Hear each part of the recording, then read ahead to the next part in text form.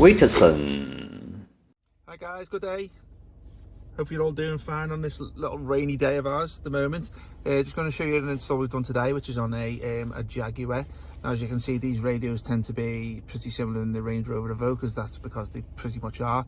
So it's an M&I box that's just gone into a Jaguar today, which has got the existing Harman Kardon infotainment system. Now, when we say, I'll just zoom in for you guys.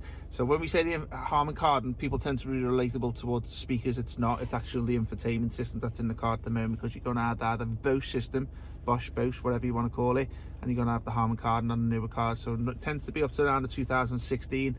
You'll have a Bose menu, which is totally different to this. It's got no colours in it. Well, it might have a little shade of colour in it. But this is the Harman Kardon, where it was what you see. You'll have a lot of colour in terms of the icons and stuff like that. So as you can see, all this is the touchscreen version.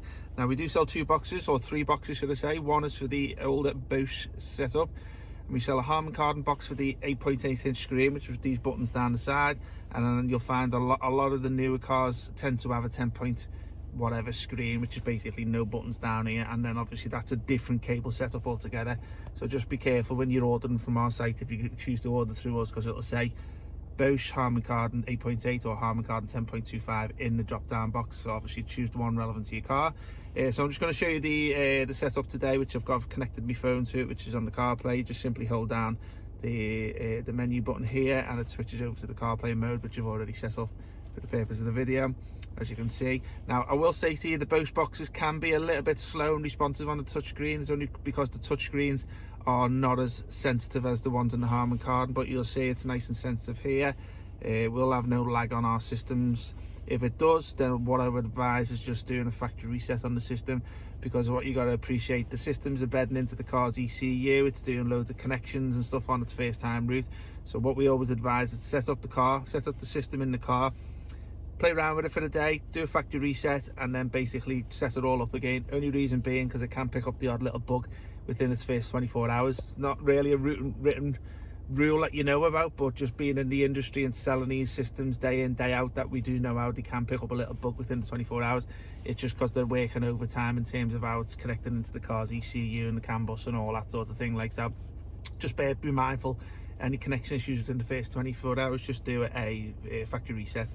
We can send you them details over if you need to do so. As you can see, this is our CarPlay setup here, which has brought a lot of apps from the phone. So just bear in mind, CarPlay doesn't bring over YouTube, Netflix, or nothing like that. It can't movie stream or nothing like that. It's all basically on music apps, text messaging apps, GPS maps. Oh, sorry, say music apps. Sorry, music. Like Spotify and stuff like that. If you want to go back to the home page, simply do that one there. And this is where obviously the home page here. You got your CarPlay set up, Android Auto for Android phones. You got your screen mirroring, you got your Bluetooth, and you got your music there. Anything on here? Yes, video. You can play videos and stuff through a USB pen, but I'll be truthful with you, it's not that great, especially when you're using large files and stuff like that. It might be fine, but I'd rather be honest with you. CarPlay, Android Auto is fine. They are good on the videos, but as I say, they can be a little bit flaky, and that's the whole industry. I'd rather be truthful with you anyway. The whole industry of MMI boxes, it can be a little bit flaky on the videos. Video in and settings. So obviously in your settings, this is where you would do a lot of back-end settings set up. As you can see down here, sound, language and stuff like that, wallpaper and system. So if you want to go back to the CarPlay, just pretty much go onto there, and then it comes back on. So you can see it's really quick, the system. These boxes are, as I say, the HK ones for the Harman Kardon, and we do sell the Bose ones. So if you've got any questions, get in touch, and I hope you like the video, and I'll bring you another one. WITSON.